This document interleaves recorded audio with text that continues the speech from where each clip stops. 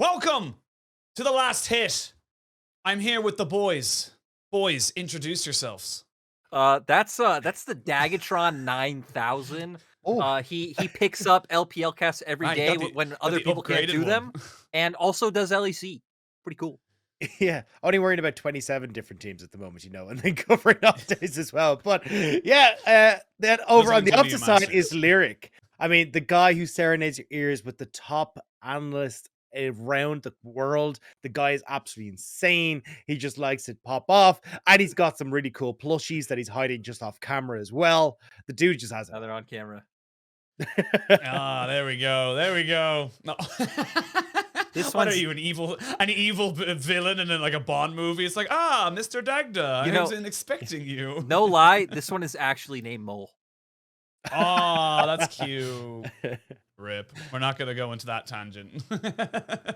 But, Lyric, I'll start with you. We're going to start very much. You're fresh off of a cast of Weibo kind of slapping EDG about the place. It was a bit of an uninspiring performance from EDG. What did you make of it? Yeah, this one was crazy to me because, like, okay, you gotta say as a caster, like, oh, Weibo are 5-1, they have a chance of beating EDG. No shot they had a chance against EDG in my mind. I did not believe it all, but man, they came up with a good plan. They banned out bot lane, which is how EDG have been winning all split long so far. We saw Ezreal Karma every game, which, to be fair, they did totally slam Huanfeng and on in lane. Yep. But we saw in mid game, they just couldn't do anything, right? They have no engage. Like, they get pressure, but they can't walk in the enemy jungle. They could do nothing. And then, yeah, I think JJ and Flandre also having a pretty uninspiring day. I don't know. Sheen, what do you think? You were there. You were I front was row and center. watching. You I caught was my in the heck. chat. I got your heck. Yeah, check out my Twitter DMs if you want to see the heck. But yeah, no, honestly, it just felt like, I think, yeah, uninspired. I said it earlier, uninspired. It just felt like, and again, look, this is a team that has been basically playing since 2021 ended all the way up to the start. Like, so it's a long season for them. They are going to falter at some point, but I don't want to take away too much from Weibo. Weibo looked great. Like On was cracked. Like, I don't even know I don't know what he put into his Weetabix this morning, but it was insane. Like, he just was on point, excuse the pun, because he was just able to facilitate the Shy and SOFM so well in those later game team fights that it just really felt to me that this team is finally looking like a decent playoff team, no longer just a dark horse. Yeah, I also think EDG did them a favor by banning out Tom Kench. It's like, dude, Yes. dude just give on Tom Kench. Like, you want On to go 0-7 in 15 minutes, but no. I feel like On's two best champions are Rakan and Thresh. If you can get either of them, On actually looks solid. He did today. SOFM, surprisingly proactive, but it did help that EDG were kind of the ones running into them. I definitely feel like EDG helped Weibo, but I don't know. Weibo have 5 really good players, and in the LPL, having 5 really good players means you could win against anyone, anytime. Or be like top Dagda. esports and suck. I feel like looking at that when you see like this is like the composition that LS like the game LS points to in game 2 and just goes, you know what, this is why these champions don't work. You got like Renekton, Lee Sin, no engage, and then you're looking at like Oriana, Gwen, Jinx in the back line. You're just not going to be able to ever get onto them. I wanted to ask you, Dagda, is this the return of the Shy? Is he back? Are we going to get hyped I for don't him know. again? I don't want to commit to that yet because like he still can look a little bit. He had a flicky. pretty good series. Like, he has had a pretty good series. Honestly, I think his Gwen is super clean. Like every time I've seen him on Gwen, he's looked really, really good.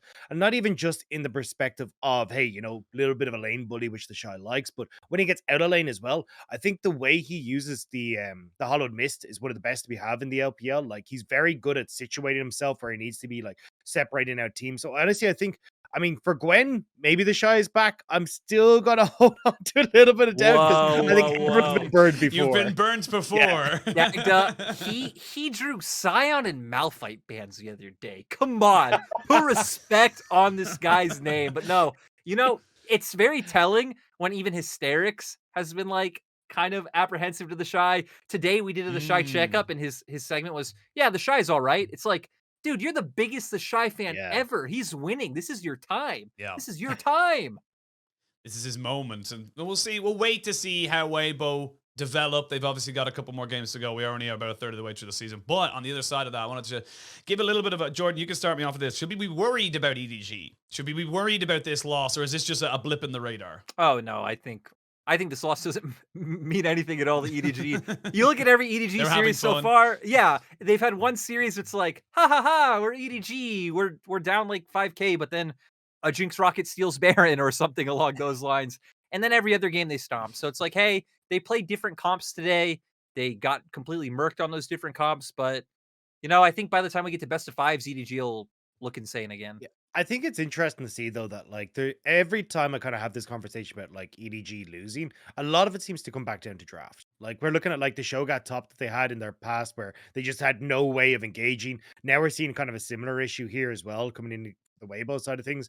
It definitely kind of strikes me as like these guys kind of are like, hey, look, I think this is great for laner. This is great what suits me here, but not really thinking about the grand scheme of things. So I don't think it's a massive issue with the drafts. Most of them are solid, but it's definitely something that I'm going to be keeping my eye on now just to see like, is this something that they actually consciously have in their mind or are Yeah. they just completely missing it? I do feel like that brings up a good point, especially about today's series and just about LPL supports in general.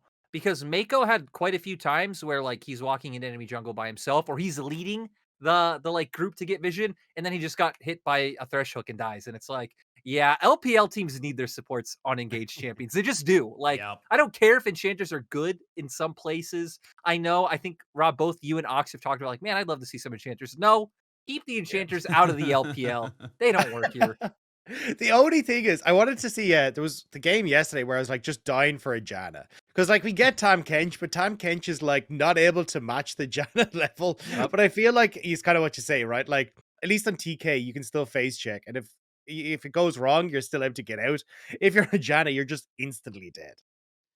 I think the big thing as well, specifically with that series as well, Ezreal Karma bot lane is a lot for EDG. Like, I don't think of enchanters when I think of Mako. That's just not who I think of. I think of I mean, he did Alistar. a world. Think of, Like, I mean, World he did, really but trying to like, force them.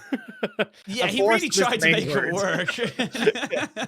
but like again, like you mentioned, just back on the engaged support, especially for someone like Mako. Like I said, like Alistar, Thresh, Leona, Nautilus, these are like massive things. Like I guess LeBron, which wouldn't really be that big of an engaged support, would be definitely up there. But I'm just, I love the separate metas that we get. Yes, you can have LS doing his enchanter stuff over in NA, and that's amazing. And LCK can pick up Yuumi and make it permaban. That's awesome. But, we won a world championship. We've won 6 of the last 7 international tournaments because of this. Sorry, 5. I included one less on that because there was no MSI 2020. But yeah, we've won 5 of the last 6 international tournaments because of the way we play the games. So, just don't worry about what the rest of the world is doing. Let us have our own fun. I'm It's with more, you. more interesting that way. I'm like, I think one of the funnest things about global League of Legends is how different every league is, and it's like, yeah, let LPL keep being the haha big tank go in, big tank good. I'm all for it. I support, I smash. Hope not die. All right, we can move forward. Obviously, from EDG, we'll see. We'll talk about it next week, or you guys will probably talk about it next week if they do pick up a couple of losses or anything like that happens. Anything crazy. Let's move on. We got to talk about where is Uzi? Dagda, do you even care where he is? Because right now, BLG are looking pretty good with Doggo. I've got my little Uzi shrine over here. That's why I went to you. That's why I went to you. I am waiting for Uzi for so long. I joined the LPL in 2020. I was like, the one thing that I was so excited for was casting Uzi. And then I come in, they're like, don't worry, Rob. He's just on a break. And I'm like, all right, 1 week in, I'm like, yeah, they'll come back, won't they? It'll be all right. They're like, no, it'll be after Chinese New Year. Comes out after Chinese New Year. I'm like, where is he? You promised to be here. And now I feel like I'm that guy. I'm the person who's saying he'll be here after Chinese New Year. Don't worry, guys, it'll all be okay. But now I'm the one who's lying to everyone because he's not here. That was. I'm so happy. I'm so happy you asked that to Rob. That was 10 of 10. I gotta say though, man, we get asked this question way too much. And I'll say for me, yeah, it's a meme. Yeah, I honestly like. Do I want to see Uzi? Should Uzi be in the LPL? Yes. Would I be depressed if Doggo wasn't playing though? I think so. And I think I'd be more depressed if Doggo wasn't playing at this point than with Uzi coming in. And I actually think BLG might not put him in at this point. Like, if you're on such a streak, let's say BLG, go up and they beat the teams like the EDGs and the JDGs and these teams. Why would you change? And it's like, sure, you can talk about the brand, you can talk about the fans, but you can get all that with him as a streamer or saving him for when you lose. So I definitely am more skeptical of seeing Uzi than I thought I ever would be. It's crazy that you sign a player like Uzi Mm, and he might yeah. not play, but I think it's possible. Justifiably as well. Like justifiably, like Doggo's had some absolutely insane pop off moments, and of course we're not privy to the back end of stuff, but from what we can hear based on reports and stuff, is that Doggo's doing pretty damn well in scrims as well. So it feels like BLG are happy to keep him in that position. Yeah. I Now feel I've like heard. he's Oh, top good. 3 right now in LPL. Mm, Yeah, I think that's Itago a looks big insane, statement. and I think just to go back, I have heard rumors. Now they're quite unsubstantiated, so I don't know that Yeah, Uzi it's is it's performing better. Weibo and yeah, Twitter and stuff. So Yeah, but I think the big thing for me is like, how does Uzi affect the team, right? And I don't mean this in a hey, look, he's a very loud guy, wants resources, right? I mean like how the team operates right now is very slow early game, wait for mid game and pop off in team fights, right? Like use the fact that they've got so much star carry to just pop off and take over. The thing about Uzi is I don't think Uzi's going to kind of fit that. Like Uzi likes to have resources in the early stages, and he's going to call a lot of resources down to that bot side. And still, I mean, I know myself and Eric were talking about this at the start of the year, and we're kind of seeing it, but not to a massive extent. Is that the players on this squad for BLG still try to play a lot for their own individual tendencies, right? Like Weiwei still going for these invades so he can get the leads. When I see Fofo like not kind of following with the rest of the team, oftentimes it's like, oh, there's a nice juicy CS wave bot. I can go and get the gold for myself and like look after me. Like that kind of seems to be the thing. So I think the biggest problem is that if they added Uzi in, I'm curious. Like, obviously, this is all hypothetical. This is just my thought yeah, process. yeah. Is It's a like if you, theory. yeah, An if Uzi theory. if God damn it, if Sorry, I've completely thrown you yeah, off. if they bring in Uzi, that kind of jars with what the rest of the team wants to do, right? Because Fofo doesn't leave lane like ever, so trying to play around Uzi isn't going to be a thing. Weiwei wants to try and play for his own advantages and track the enemy and keep himself in a good spot. So trying to lead, like take that away and play towards Uzi is not going to be the play. So I actually don't know is my answer, but I do think that it's an interesting thing to see. Hey, look, maybe it's just the fact that Doggo can kind of play a little bit less resource intensive, and that's why the rest of the team is fine with just having him in at the moment. I think the big thing I'm thinking of now as well, just kind of building off what you were talking about there, is that Uzi coming back is obviously a monumental talking point for every single time. We see it in every single stream, regardless if BLG are playing or not. In fact, I'm pretty sure we see some tweets at us every now and again replying to him, "Hey, we're going live," and it's like, "Where's Uzi?" It's like, I don't know. I'm not his mum, but Are you sure? I mean, if she was, Are you sure? I don't. I mean, I'm not going to deny or confirm that. But anyway, but the thing that kind of hurts a lot when it comes to these things is that the longer we wait, the more the expectation builds, the more we expect a huge deal to come out of this. And if Uzi does come back, which I do hope, I would love to cast an Uzi game. I've never got to cast one myself, but if you do get to that point and it's like he doesn't pop off, he doesn't perform to the absolutely monumentous expectations people have, then people are just going to turn on him. I feel like it's just going to be kind of like, oh no, never mind, he was bad all along, which obviously like isn't true, but it's kind of how I feel this expectation is kind of breeding itself into. I think what doesn't help as well is like when you see the All Stars clip where he just pops off on Vayne, he's going absolutely nuts at Yes. that Baron fight. Like, I think that's where people then are going, look, Uzi still has it. He's still there, and they can still watch his stream and see him pop the hell off on stream. But competitive is very different, even from like, oh, well, very different from solo queue. Still very different from All Stars. Mm. That's not the proper competitive environment. So and I think when you bring back players that have been out of that environment for as long as Uzi has been, you do have to give a little bit of wiggle room. Like these guys are Yep. going to have to readjust to the way that things function in a competitive environment. I think those are both great points, and I actually love that you brought that up, Ashin, because I've never even thought about this. And it's like I think a great example, maybe not with the time off, but I think a great example is Rookie of last year, to where it's like Mm. when you're not playing like when you set that bar so high, and then you're only playing here, it's like everyone's just gonna be like, man, you're bad now. It's like last year, Rookie wasn't bad. Rookie just wasn't completely smashing Yeah, everyone he all just game wasn't long. doing being night level, which was so astronomically high, but he was still like kind of just at their feet, kind of going like, "Oh, I'm still here, guys." But again, like you say, like the expectation was set, and he wasn't meeting it. Yeah, so I definitely think something like that can happen for Uzi. At the very least, I expect them to wait for a loss before we see him come in. I feel like it would just put such a team atmosphere, maybe like break some confidence or make people feel weird if it's like, hey, we're winning, we're beating other top teams, and then you put Uzi and it's like, I think it could really kind of mess up the team. Yeah, I think. Well, I agree with you. I think we are gonna be waiting a while for that. You look at some of the next games: IG, Anyone's Legend, WE, JDG. Well, maybe JDG. We'll get to them in a little bit, but these aren't exactly teams I expect them to lose to. And the fact that they are, doing very well. They almost beat LNG, which was a very unfortunate series for them. So we'll see basically how it goes for them. Like you said, even if they do lose, do they even swap it out? That is the question. Kind of combining your two things of like culture, team, how the team is playing, and if Uzi fits that mold, because it's a big thing that we're noticing with other teams like top esports is that you can have all these amazing players individually, it's just not going to work sometimes, and that's just why super teams tend to fall apart. But we shall see as we now move on. I'm going to go back to what I was talking about there. JDG.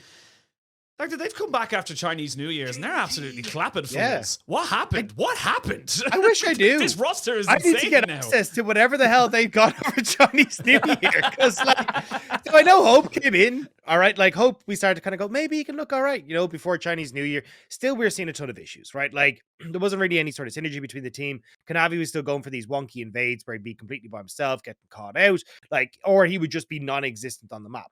And then the last two series, Kanavi's been everywhere. Like any lane, it's just like playing peekaboo in every bush. There's a Kanavi. It's insane. And then you come back to like Hope as well. Hope and Missing. I love seeing that these guys are like playing for a lane into like going for jungle invades with Kanavi. Like this team actually looks like a team, and they're not just throwing it away at every step. Yeah, it's like crazy and with each series, they look more like a team than they did in the previous one. Because I still think this team is very like individualistic tendencies. I remember I believe it was you and Joe casting the game where he's on Jackson proxy farming between the turrets. It was 369, and he's like just kind of randomly wandering all over the map playing for himself. But it's like, okay, each game you see 369 like, okay, ganking mid or Kanavi linking up with the Yagao going towards bot. You hit on their bot lane. Heck, today Hope got a pentakill. Like today was a bit of an insane day for JDG. I feel like they have a really good understanding of their players in terms of champion pools. Like, Yagao's going to pick Corki or Victor every game because, like, why the hell not? You're doing so well on it. 369 in his champion pool, and he's surprisingly playing more for the team and less for his lane. He's not coming out like 15 CS ahead and with like 15 solo kills like on top esports. He's picking Kennen, he's picking Malphite, he's picking Sion, and JDG have just like surprisingly meshed. I was looking at the stats, and with Hope, they are the most aggressive team in the LPL pre 15 minutes. A lineup with Kanavi, like, my God, that surprises me with how he was looking at the start of the split. Yeah, and like, I'll be the first to say I did not agree that this team was in any way, shape, or form good. Like, every single time I went into a JDG series, like, they beat LGD. I was like, yeah, but like, JDG did nothing. They messed up here, here, and here. And then LGD literally just ran into them when they had a long range composition. Then you come into the FPX series, like, well, yeah, JDG didn't do anything. Yagao stole Baron with the Victor ult. It's like, these are not things that you can just be like, yeah, good job, JDG. You're looking swell. It's like, no, you won these the are coin flip. exactly. It's just like nothing was going their way, and then eventually they get like one thing that went right, and they win. And even like the game 3 that they won against FPX, Yagao got a quadra kill in the first like 6 minutes of the game because he went bot lane on Corki. It was just like none of this was like, oh yeah, you guys are looking great, but JDG now look absolutely insane. Whoa, Rob. I'm just saying, if you can't replicate a quadra kill in the first 6 minutes for stealing there with Victor, that just means you are trash at League of Legends. JDG, You're not a good team in LPL. That's standard scrim culture, exactly. Rob. You wouldn't get it. He's a coach. You wouldn't get it.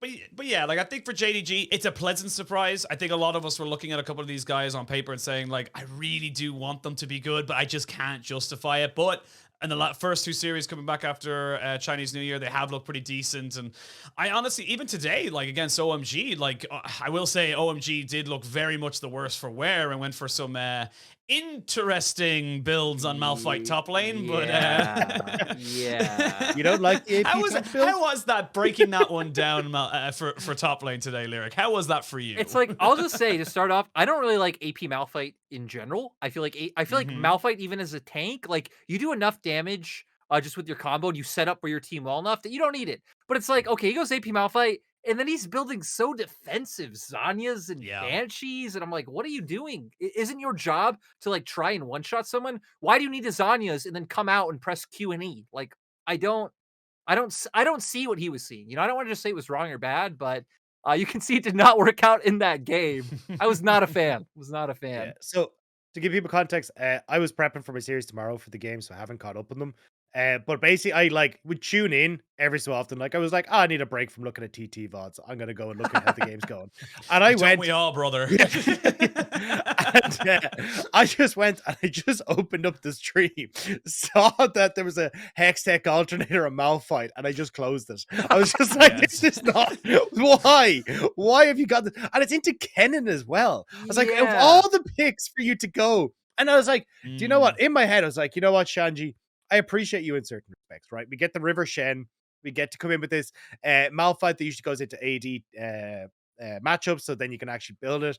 Look, if you want to go like 60 CS down and still win the game like you did on Shen, or I think it's me and Munch were looking at this yesterday. I think it's 137 CS down for Shanji in that Shen game, Ooh. and he still won the game. Yeah. If that is your playstyle, more power to you. But this was just not You the know, pick. and like the craziest thing is like he picked the Malphite into the Kennen.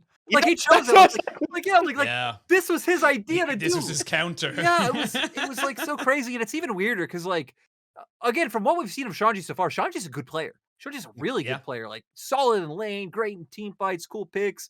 And then you get the Shen, you get today's Malphite. You're just like, man, I wonder what conversations they're having with their coaches and their analysts to like end up here. But I it's appreciate fun. that you thought they had one. Brave to assume.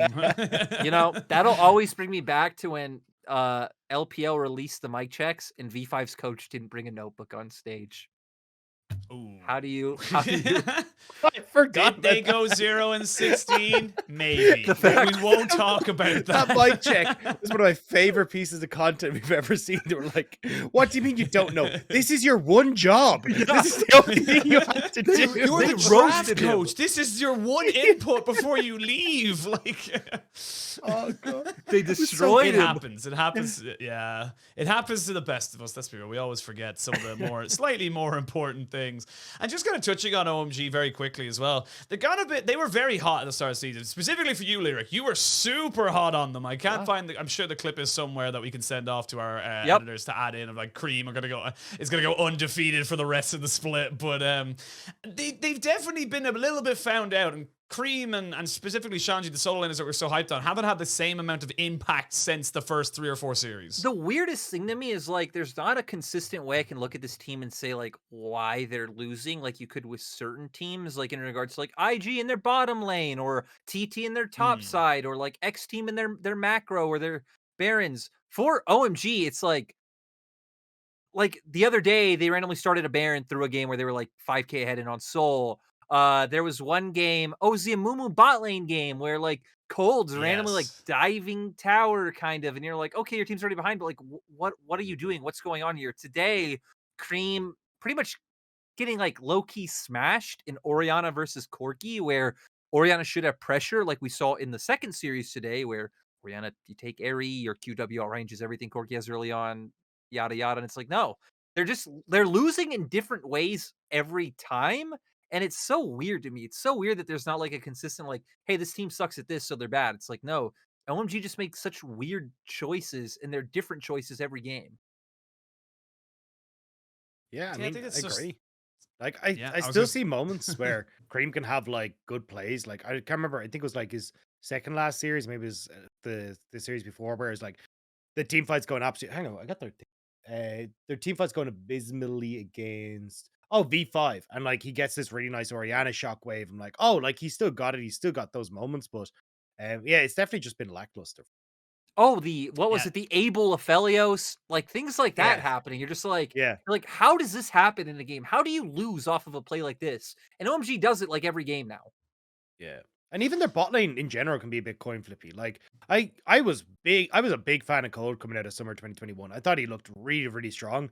And was kind of like I was kind of eyeing him up, going secretly like how high do I actually rank this guy in the support ladder? Because We don't have many, well, at least in 2021, we didn't have many great support. So it was kind of like maybe he's actually kind of rounded himself out in like top 5, top 6. But coming in, it's just like, do you see these weird coin flippy moments where Cold will just like overextend the lane for no real reason, get caught out, and like trying to make these plays happen, especially on Nautilus. He just seems to be like so aggressive in matchups where he really shouldn't be.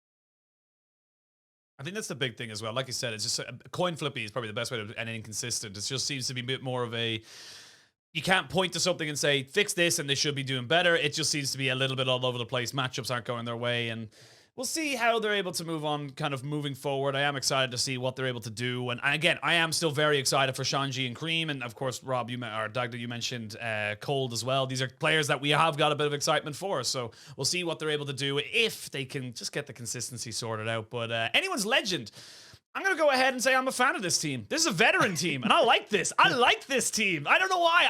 I look at these names, and I'm like, you shouldn't be good, but here you are at 3 and 5, and you're awesome.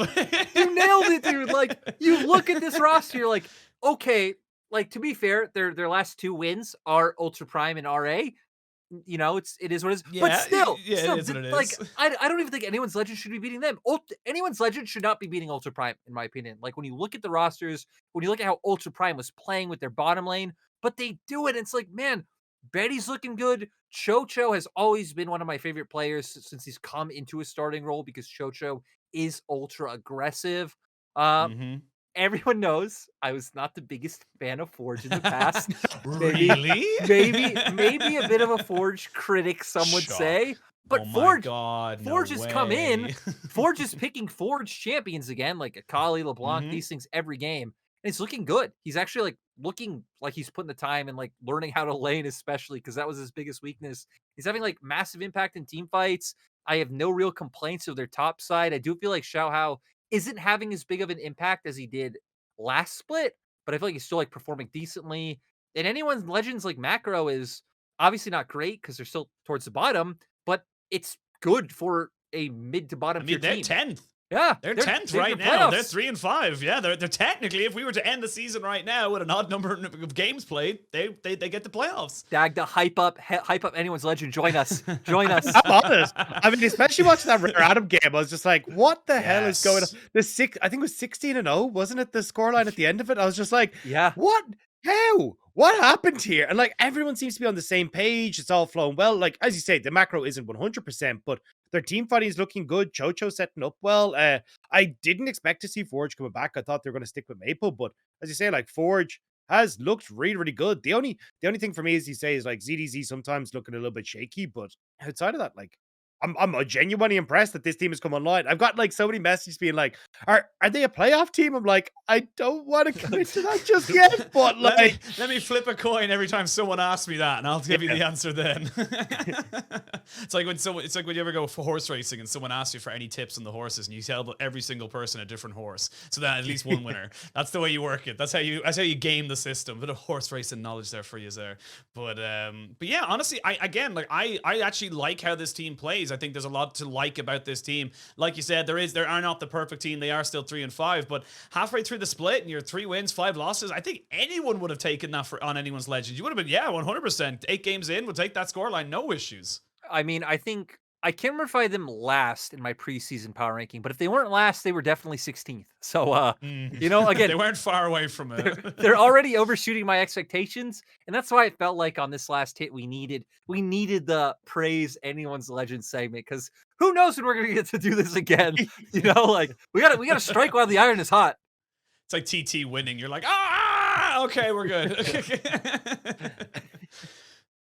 But yeah, again, very excited to see how anyone's legend do. They have got, they've already passed the halfway point. They've got a couple of difficult enough games coming up, so I'm curious to see how they're able to progress, shall we say, in the thing. And again, if they get a couple of scalps, you know, this team starts to look a bit more funky, a little bit more fun. I will say, against anyone's legend on BLG this week, I will honestly put out a full hype video for anyone's legend if they can take a series off of either of these two teams. Like, that's how much I do not believe they're going to win against these guys. But I will predict right now, anyone's legend will beat BLG.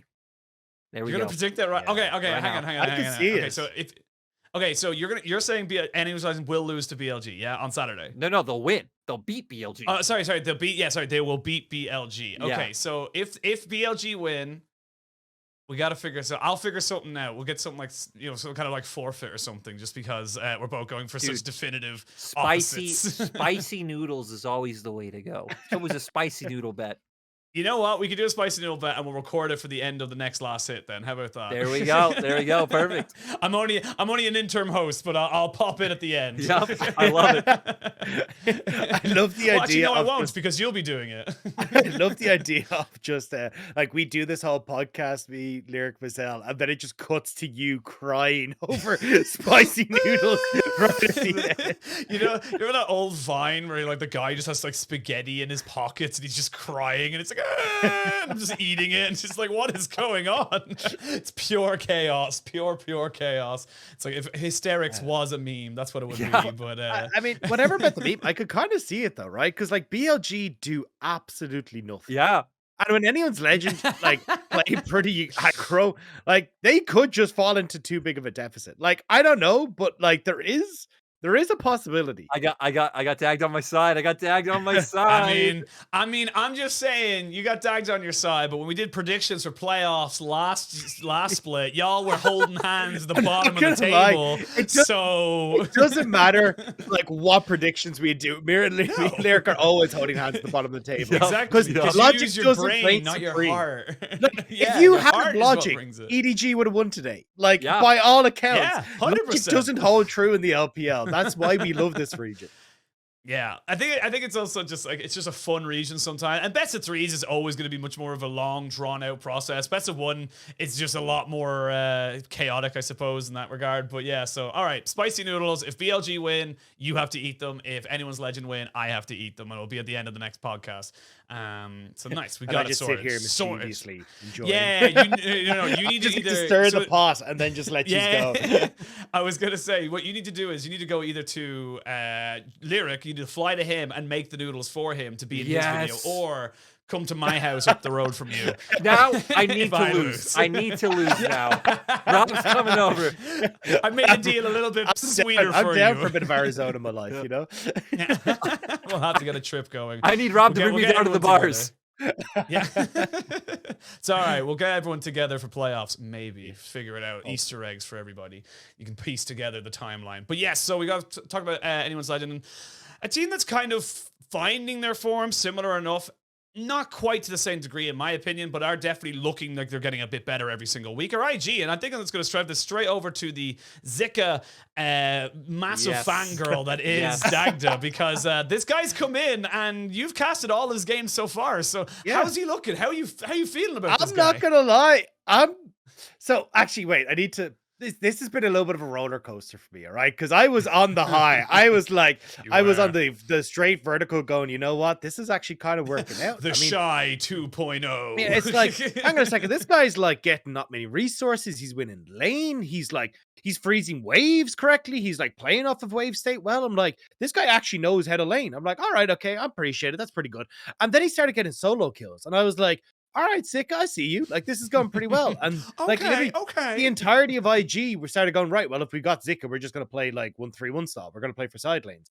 And then Zika, like, I actually saw him like having really good understanding of how to like where he should be positioned at any point in time, like how he should play off of bot side, when he should try and move away from it, how he should hover out of vision, like play off of fog of war. Like, this guy actually like started playing really well. And then he picked Tryndamere into Poppy. I was like, what are you doing? 3 times. You've been doing so well. Everything's been going so good. You had like 6 solo kills in 5 games. It was all going perfect. And then he just locks himself into a counterpick matchup. And then I was like, oh no, Zika, do you only have like 3 champions? Because all we've seen is Tryndamere, Jace, and Gwen. And Tryndamere and Jace were banned, and then you just stuck with Tryndamere. I was like, no, don't do this to me. I was so ready for you. I do gotta say, I love how whenever I tune in now to IG's games and Zika's playing, it just sounds like Rob's talking about like Prime Smeb, or like I'm talking about Mole or something. I'm like, my God, dude, this guy's a monster. The Shy. It's like I'm sold on it. The excitement from Rob is there. I'm like, dude, he's right. He's doing it. The side laning, I think you guys got up to got up to like 6 or 7 solo kills in his last game. I think he was at 3 going into the series. Got like 3 more in that one 3 game. in one game. Yeah, against Rich. Yeah. So I think he is exciting, and I think this opens up an interesting question. How do you guys feel about this IG relative to last year's IG? Because I will say, I actually think Ooh. this year's IG is better, which I think is going to Oh. be controversial, but I think this Oh. IG is a better team. Do they have worse players? Obviously, Yes. of course they do. But like, I So like the fact that this IG at least looks like they have like an idea of what they want to do on their map, which last year's IG didn't.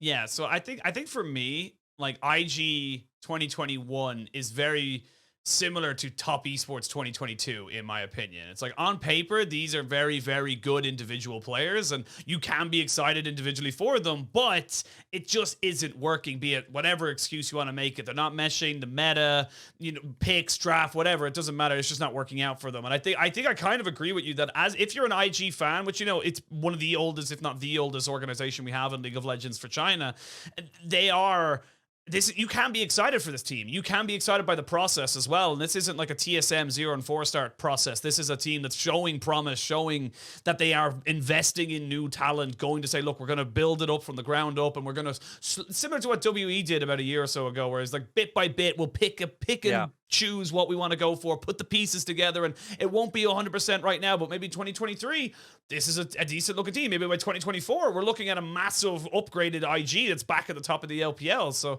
I kind of agree with you. I think this IG, as an IG fan, you can be excited for this a lot more than you could be last year. Yeah, and like it's hard to say because I mean you are looking at like just pound for pound skill, right? And Yukai, Yeah.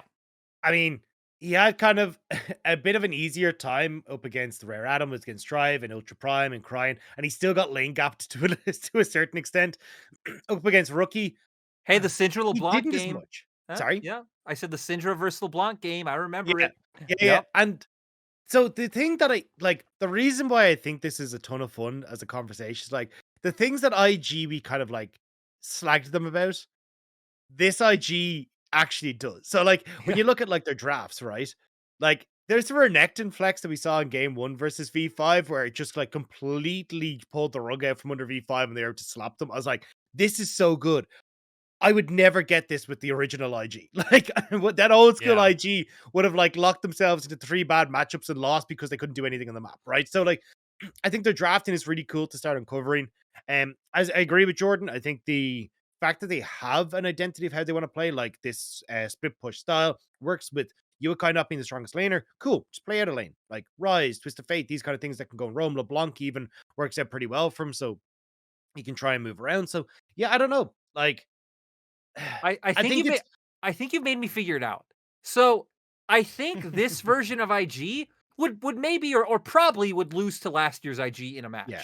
But they are like a better team, right? Like they have an Yeah. idea of how to work together. I agree. I love that you hit on their drafts because I remember we had a meeting. We talked about this in like week 1 or 2 of the LPL that like this IG actually has games where they draft really intelligently. You're like, oh my god, like this is great. So they have that kind of RNG-esque aspect of them that I think last year in summer where RNG weren't better than EDG at the end of the day, right? But RNG in my mind were the best like team in terms of like teamwork and like macro and this kind of stuff. I think this IG does that better than last year's, but they still probably wouldn't beat them in the game as of now.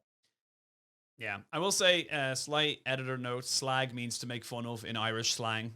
Just in case we have a lot of non-Irish viewers who have no idea why he's like, did he just call him a slag? What the hell? just wanted to say when myself and Dagda get together, the Irish just tends to come out of us. Yes, it does. Quite I think I kind of just exuded to a certain extent as well, judged on the people that message me. Just... I will say, I love when people message. There's a complete non sequitur tangent, but I love when people message me and they're like, "Oh my god, your Irish accent is so thick." And same with Dagda. And then like Lyric met my dad, and he was just like, "No, god, you do not have an Irish accent." I just no. You know the best part was like when me and Joe linked up like a day later, and we both went to each other like, "Oh my god, they sound so Irish when they talk to Irish people," and we were both like mind blown.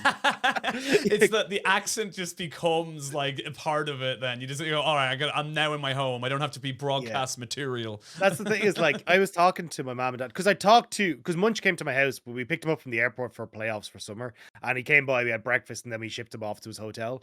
But while he was there, like I was chatting to him fine, and I would talk about this speed. But the thing you got to realize is when Irish people talk to Irish people, it gets a hell of a lot there's faster. no limiter. Yeah, There's no no limiter. space between words. It's crazy. It all just slams together into just one kind of massively long. It's like the German equivalent of what they do. Words just tend to expand and expand. Our sentences just become one word instead. So yeah, it's you just don't take a breath. You just go. Yeah. And Joe was like, Munchbles was like, it's totally fine chatting to you normally. But the second you start speaking to your mom and dad, I have no idea what you're saying. I have absolutely zero.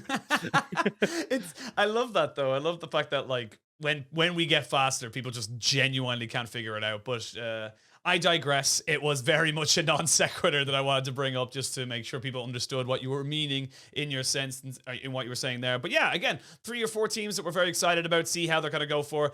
Playoff picture getting a tiny bit clearer as we hit them at the halfway point. And speaking of halfway points, I'm going to go to Lyric first one on this one. Who's your MVP front runner right now? Who you feeling is the biggest player, the biggest dog in the pen? Man, this is such a tough but not tough question, because there's one team that they're my team, but just to like give context to people right now. So the MVP standings right now, Shahu's in first. Then you have like Rookie, Tarzan, Viper, way all up there. Surprisingly, Betty as well, but I think that's kind of like the pool of names we're looking at. And the more I stare at it, the more I'm torn.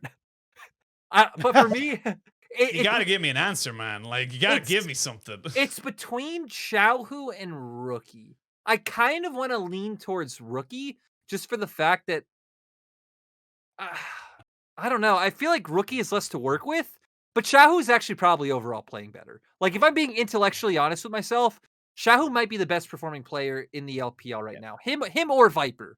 Rookie just has certain teammates that have off games sometimes. So, but I'm going with Xiaohu. Yeah, I was gonna go with Xiao as well. I was gonna say this like every game Both I think suck. Xiao. I wanted a conflict. I wanted debate. He just lane gaps people. It's Like, not even like this dude is coming back from top lane and just destroys people in mid lane. I have said on broadcast, I think he is the greatest LPL player of all time. I still maintain, and that's a separate debate. We'll put that away. But I'm just saying I'm with you on this. You know what's funny? You know who I think that debate is between? I think that debate's also between Xiaohu and Rookie. I don't think Uzi's. Yeah, right? I don't think Uzi's in that conversation. Yeah, I think it's Xiaohu or Rookie, but. Well, you know what? We'll get to that afterwards. Go tell me about why you think Shahu's amazing. Well, so I actually want to say, right, because you're saying you want conflict. The thing that's giving me conflict is thinking about today's series and remembering how good Viper is. Like, even when EDG struggle, it's like, man, what Shahu's doing in mid lane, it's like, Viper has been doing that in bot lane, all split long. So, I think the difference for me is when I look at Xiaohu, right? Like, literally, whatever Xiaohu's champion is dictates what RNG do. So, like, when you look at, like, Xiaohu's on Corki, cool, RNG are doing nothing for the early game. They're like, all hands off, we're going to go jinx Corki, this early game doesn't exist, Wade's just going to go farm, he'll do his thing, and then we'll come into, like, yes, we'll play for some objectives and stuff with the package timing, but that's it. Like, we ain't doing anything else. The second you see him on something like Rise, it's like, wait, get your butt over here, we're going to the enemy jungle. Like, the entire game plan of RNG is dictated by what Xiaohu is able to do with the champion that he has. Yeah. I think that's why, for me, that's the difference maker, is that like EDG won't just like completely change their game plan and look like almost an entirely different team depending on what Viper is picked. That's the sense that I get with RNG. And that's how I kind of know that Xiaohu has such a massive impact, not only like on screen, like with the plays that he's making, but behind the scenes as well. It just seems the entire shot calling's been dictated by. And it's one of those things, right, where it's like, okay, at least in my opinion, I think MVP vote should be like, who is actually the best performing player right now. And like, typically I wouldn't count things like his role swap into the equation. Yeah, but you gotta factor that. You can't ignore that. This man swaps to top, Mercs everyone, swaps to mid, is murking everyone again. He's the best Vex in LPL. I'll say that confidently. Like, nasty. Dude, it's oh like, yeah. it's I, like, I honestly, I would say best Vex world personally, just from the small, very Yeah. small selection of games I've seen. Like Xiaohu seems to have a different level above everybody else. I would also agree on that one. From what I've seen, which I haven't watched too much LCK. I've Again, watched a fair and amount of. also Vex has only been out for like what 2 months, so Yeah. like it's a very small amount of like data that we can look at. But I still maintain that he is probably the best in the world. The reason is as well, like when you look at like the stats he has, right? Like KDA 7.2, second, CSD at 15, 10. He's first after EDG lost today. His goal difference at 15, first, because Scout was basically kind of matching him for a lot of this. 642, he's first. Like he's got like the second most solo kills for mid laners at 8. I think he's actually second in the league as well, unless Cream got a few more today, but because Probably Cream not. had No, 9. he did. I can tell you, Probably he did not. not. Yeah, probably not. So, I mean, overall, it's still just like Xiaohu's just been lane gapping. Then he's bringing that pressure elsewhere. He's been popping off in team fights. And even, I honestly think as well, like, you're kind of bringing in the conversation with Rookie, like, of his having less to work with. I think Gala and Ming have been pretty abysmal this year. Like, Gala keeps kind of flashing in and jumping into plays where it's been super messy. Like you saw it on the Tristana, where he launched himself into his death a couple of times. He flashes in on Jinxes and it ends up causing him issues. I think Ming hasn't been as prevalent. His mechanics have been a little bit messy. Like I've seen him just like miss hooks on Nautilus, or like he'll hook himself into a wall a few times. Like it hasn't been like game defining, so I don't think it's becoming up as like a massive topic of conversation, but it's definitely not quite been there. So a Yeah. lot of it has been relying on Xiaohu, and like he's been stepping up to the plate. Like that triple kill on the Rise the other day was just nasty. Yeah, I gotta agree with the bot lane point. I think more specifically, in my opinion, like Gala, I think actually hasn't shown up much at Yeah. all. Ming, I think, has been more hit or miss. Like Ming has had some good games so far this split, but yeah, I remember I can't remember what the last series was, but I remember I casted it. I remember Ming hitting an insane hook at like level 2, and then like instantly 5 seconds later or whatever, is like, okay, I'm gonna like flash in for this play, blah blah blah, whatever, and just instantly has to like hook himself away on like 5% HP. So the duality of Ming has been there. I do gotta say though, I would still probably take Gala and Ming over Rich and PP God. Though Rich has also had some good games and PP God as well, but I would say, Yeah. just so it's not us just complimenting Xiaohu, I'd probably say right now I'm standing at Xiaohu, Viper, and then Rookie. I Yeah. do think in regards to Rookie for this conversation, like Rookie has had bad games or like bad champions. Rookie's Vex is not it. If Xiaohu's Vex is it, like keep Rookie away from Vex. Like my God, that man cannot hit his ultimate, which is crazy for a guy who's so good at skill shots. But heck, even in the series where they played IG, he was not really landing his ethereal chains on LeBlanc to set up those mid lane ganks. Like Karsa just waiting in those brushes, like, come on, dude, please, I want to kill this guy. So I think the one cool factor Rookie has is the fact that I think out of any player in the LPL, he's the player look at right now most willing to make plays, maybe other than someone crazy like Hung or something like that. But it's like, Rookie will always look for it. Rookie will always look for the game winning plays, which I think Xiaohu does play more correctly Yeah, I in agree. terms of League of Legends, so maybe you're not always Yeah. going to put yourself out there like Rookie will. Yeah. And I think like it shows in some of the plays that we have for Rookie, right? Like you think about that Zoe play. I can't remember who he's against, but he had the like, hang on, where's his schedule? Was it this split? It was this split. He was playing again. I remember the game, but I can't remember who it was either. Because Was it Top Esports? I think it was Top Esports. And basically has this Zoe bubble where he like ults himself as Zoe along the wall of Dragon Pit, shoots a bubble over the back of Dragon Pit that like fires onto the AD carry, and It they was just win the WE. stream fight straight off it. Sorry? It was WE, Team WE, sorry, against WE. Yeah. And it was just disgusting. I was like, Yeah. that was he then gets to like 2 or 3 kills off the back of it as well. I was like, this guy, that was just insane. And that's what I'd love to see. But it and I definitely think like if you look at some of the top rookie champions, like the Orianas and the Zoes, I think he's the best on those champions, like in the league by a pretty large margin, because he's willing to make these kind of big standout plays. But I think it's just unfortunate that it can be kind of hit or miss sometimes, as you say, like where he misses an important ability or he just mispositions that little bit in a fight and ends up costing him. Guys, can we like somehow add like another Nexus on Summoner's Rift and just have LPL finals right now be EDG, RNG, and V5? Sorry, Weibo, you beat EDG today, but give me some Victory 5, man. Give me some Victory 5. I mean, well, you've always been a massive Victory 5 fan as well. Maybe not so much anymore in terms of the players they brought in because they basically changed their entire roster. But I suppose, like, we obviously talk about our front runners. We're very excited for all these different players. It's great that we have so many players that we can talk about. Some leagues literally only have one guy and they're like, yeah, it's him, move on. But I kind of want to just quickly, before we get to the end of our entire podcast, I want to talk about, like, we're already, again, about a third, maybe a little bit above a third of the way through the split.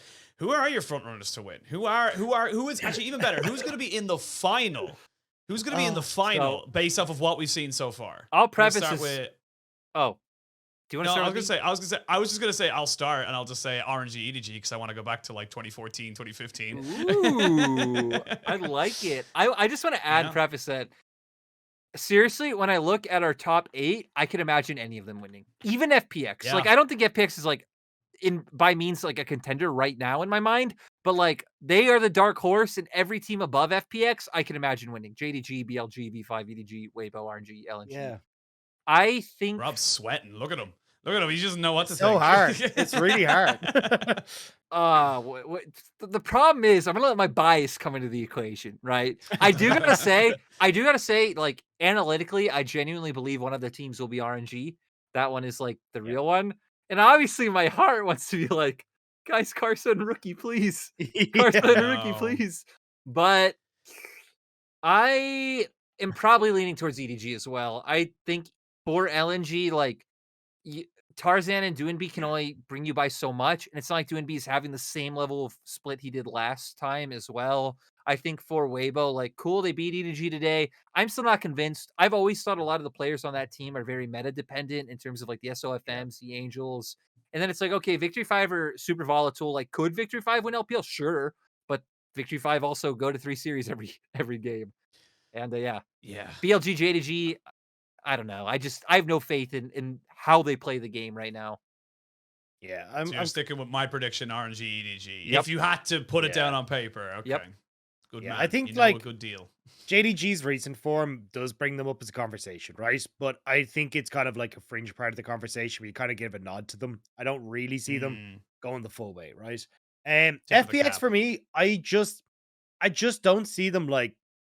There's a lot that this team has to fix in their mid game, and even if they have the mechanics, right, like fixing that mid game by the time the split's over just isn't there. Like, we're going into week 5 now, or we're in week 5, and we're still seeing them like burger flip these barons all the time. Like, I'm just not on board the FPX hype train. Billy, it'd be nice if they did something early, so then I could actually say like, oh yeah, well, this team, like, if you are against an aggressive team or a team that just shuts you, like, I think the big one for me was Billy's very last game, where we saw this crazy aggressive composition with like Samira and like Lee Sins and these things that wanted to pop off in the early stages. Like, cool, let's make this happen. And they just didn't do anything. Like, they just still didn't do anything. I was like, you needed to get this composition up and rolling, and they just still weren't making any plays. So for me, that means that, again, this team is quite dependent on late game scaling, and that being their big win condition. That's something you can very easily like match and or take away. V5, I love Rookie and Karsa.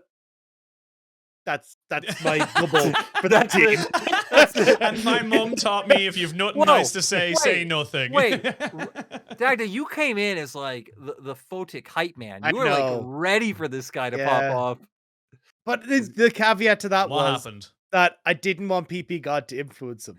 But PP God has fully invaded that man's brain. And it's just like, we're going to coin flip every lane phase and see what happens. I mean, it works out sometimes where they're just better than the opposition, right? And they can mechanically outplay them. But I just can't deal with the coin flip every time. I do got to say, I think you made a really good point that made me realize, like, I think our top 5, I can imagine any of them winning. And even JDG, like, we'll put the asterisks there. But BLG and FPX, I think, have a lot of things they need to fix. FPX, in my mind, probably won't get there, but I think they're just a fun dark horse that if you play them in a best of 5, you'll probably be pissed because you're like, my God, this hung guy is going to be flashing at me at level 1. I need to play against this guy in a best of 5. Like, you don't want that. You don't want to draw FPX in a best of 5, even if you probably will beat them. They're too insane. Yeah. I think the thing as well, like again, you mentioned like at the top 8 basically, and even honestly, I put OMG not so much in the category of winning, but definitely someone who could surprise me and throw out a couple of Yeah. different, fun little things in a best of 5, a bit unpredictable, explosive as such. Because like I think the great thing about our top 8, top 9 teams is that every single team, I look, top 9 doesn't even include top esports. They're not even in the conversation. It's just like we have such an incredible just group of talent that honestly, like good meta, good read, good drafting, like any of these small little things can mean huge benefits for your team. Even like Ultra Prime, right? Ultra Prime right now sitting at Yeah. 12th. You look at Ultra Prime are a fun team to watch. They have a really Yeah. aggressive bot lane, like crying us in pop-off games. You look at IG, we've hit on their key members. Strive on RA has been cool to see. Like, there's not one team in the league where I look at their roster and I think like, okay, there's no exciting player here that could cause some commotion Yeah, in a and game. even just to add more kind of ground stuff, the only one I could have thought of was TT, but then they added UCal and Chieftain. And I'm like, all right, cool, I'm interested now. Even I'm Puff actually and interested in what Southwind this team does. Even Puff and Yeah. Southwind have been like decent. Oh, have they though? Decent. I'm being nice. I'm fed up of watching TT games and just watching Puff and Setwin go for these like crazy high risk, super low reward plays, and I it's love just it. like, Sounds I like you love just it. don't like coins, man. You love just it. don't like I coins. love it. No, it's no, great. just give me notes. I'll go straight to the bank with them. You know, that'd be great. Yeah. You don't like the coin flips. Yeah. I love them. I remember the other day, Hysterics talking about on cast, like complaining about flipping barons. I'm like, why can't we flip barons? Let's flip some barons. I'm all for it. I mean, Flipping lanes. if we're not flipping barons at the intensity and frequency that we are, we're just LCK, and I don't want to be LCK. I don't want to be LPL, where it's just like, you know what, we could win, or well, we so could risk it all behind door number 2. Just before we round out, I just want to come back to like finish this off because the thing for me that separates, because I haven't hit on the top 4 teams that we have right now, right? And I think for LNG, for me, I'm actually not certain on LNG because it feels like we're slowly but steadily starting to see the improvements, right? Like this team is coming together. Like Tazan and Doomby still the mainstay for this roster, right? But I think Ala is starting to have a better understanding of how he can actually play the split push that they're trying to go for in a lot of games. Light still has some pop off moments when he's given the opportunity to do so, and Lumao is restraining himself. Like it's been kind of nuts how much he was getting caught out at the start. We still see it at times, but it's definitely lessening. And if that does become the case, this is a team that we've actually got to have a conversation about, because I do think that like with the actual roster that they have, they could be insanely good. And especially with the kind of split push style that we're seeing starting to come through, it could be a big one, although maybe that goes away with 12-3. But I think for Weibo, big win here for to them for EDG. I still agree with Lyric though that this is a pretty meta dependent team. So if it ends up going back towards team fighting, maybe then this is a squad that we could see pop off, because you know Yagao and both Wanfeng really good in that type of scenario. And then the final one, which is I think the actual answer again, I'm just gonna agree with you. EDG and RNG, like they just look too insane. RNG solo laners are gapping everyone that they come up against. Like Bean is just picking up solo kills all the time. And that's not even including the fact that they're just insane when it comes to their mid game and early game decision making. So and then you're looking across at EDG as well, who, yes, have had some shaky games, but you still know that this is just such a dominant and strong team. And no matter what way the meta shifts, they feel like they have an answer. Look, they're still the world champions. You have to put respect on the fact that they are still the reigning world champions. They are an amazing team on that. But sorry, Lyric, go on ahead. I just wanted to add on Dagda's very serious point and great analysis with my point of, if you're not flipping barons, you're probably McDonald's flipping burgers. So it's better to flip barons. Okay, you know what? We take that. We take those. But I honestly, I think it's going to be a very interesting split. I think this is the first time in a long time that I have been very excited for more than like just 3 or 4 teams in the LPL. I think this is the first time I've kind of looked at maybe, because again, you look at 2020, it was top esports JDG and then like 1 or 2 small fringe people, not really a lot going on there. Last year, we did move it up to 3. We had RNG, EDG, and FBX, so that was nice. We moved that up a little bit, but I think now I'm into like 6, 7 teams where I'm genuinely excited for these teams and say, look, if we send these to MSI or Worlds, I'm happy. I'm a very happy man. You know, was I happy with LGD in 2020? No, but that's not for me to say, you know? Because they weren't the 4th best team in 2020. Was V5. No, they were not, but that's neither here nor there. So maybe we're running out of time for this conversation, but I definitely feel like Global League of Legends has taken a step down this year. Like Oh yeah. the level of play is kind of nuts. So And you're yes, Mr. you Worldwide, could, like, know. God. um, but looking at Sorry, like I love throwing you off. LNG, who yeah, LNG, like our top team, basically our top 3 teams at the moment, right? LNG taking a step down, right? They don't look as strong as they used to. And I think a lot of that is, again, newer team that's still trying to figure themselves out. RNG, I'm going to take out of that equation. I actually think RNG look great. Weibo still not looking 100%. EDG showing some sloppiness. Like, it's not like these teams, even V5, like we talk about Rookie Karsa, cool. I really like Rookie Karsa. The rest of that team, I have a ton of issues with. So it's not. Sorry, I just had Lyric shaking his head. But the rest of that, like, these aren't teams where I'm like coming in and going, this team looks unstoppable. And when you look at like teams elsewhere, that's kind of the same thing, right? Like in LCK, you're seeing Damwon taking a step down. You look across at LEC, these like Vitality, you thought were going to be a massive super team. They're not coming together. Mad Lions aren't looking as strong as they used to after they just come off of winning both spring and summer 2021. Rogue look absolutely insane. So again, I'm going to kind of take them out of the equation, but like there seems to be kind of 1, maybe 2, 3 teams that you're kind of like, okay, cool. I'm excited about these on a global scale, but it still feels like there's been such a massive shift Yep. across talent and like players and teams that everyone is now trying to find themselves while catching up to a very different and strange meta. So it just feels like everyone's kind of struggling at, grasping at straws to get themselves back in play. I do want to say for LPL specifically, one thing I've noticed, I was actually thinking about this the other day, that the world right now in League looks worse. But for LPL, it feels like we have 2 like dips in terms of performance. One is at the start of spring. I feel like, since we've been casters here in the LPL, the start of spring teams always look really bad. And then 2 is the end of summer. It's really weird that towards the end of summer, I feel like every splitter teams get worse. And today I was kind of noticing, I feel like since coming back from Chinese New Year, as we expected, teams are starting to look better. Like you were pointing out a few minutes ago, Rob, with LNG. I feel like Weibo, JDG. every game are looking better. JDG is a good one. So at least in regards to LPL, we're past the start of spring slump.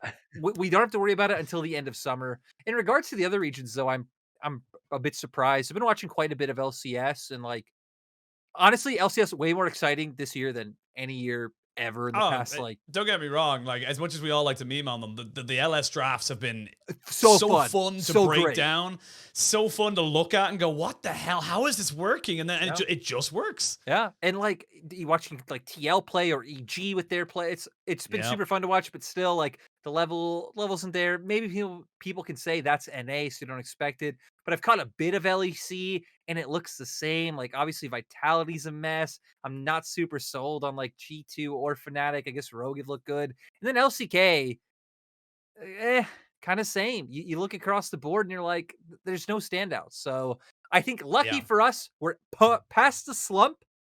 We're gonna be the best again. we always were, man. True. LCK have won 1 international title in what, 4 years? 3 years? I just love how you take every opportunity to take I your have LCK to. shot. I'm so sick of this narrative that LCK are gods, and it's like LPL have won so many things. Like, god damn it. I'm sorry, I'm just salty. It's because they have Atlas and Chronicler, and they're so pretty. True. Well, they're just Atlas is a taken man now. Can't be at that. I know. So is Chronicler. Well, he's only got a girlfriend, but we'll see. Well, I mean, We'll Atlas got engaged yesterday. So congratulations, Atlas. Congratulations, Atlas. I did not know that. What a turn this podcast is taking. Will I be back for another guest host? We'll never know. I hope so. Right. Well, I think we can wrap it up pretty much there. Thank you for indulging me in my random things. Of course, you can catch the LPL over on twitch.tv/LPL, or you can check out our channel at youtube.com/c/LPL English. And you get all of our great content. We do sketches, we do podcasts. We also have the LPL 7 days a week. So you're guaranteed to find something that will suit you guys. But outside of that, thank you for indulging me and joining me. And we'll see you guys very soon. Bye.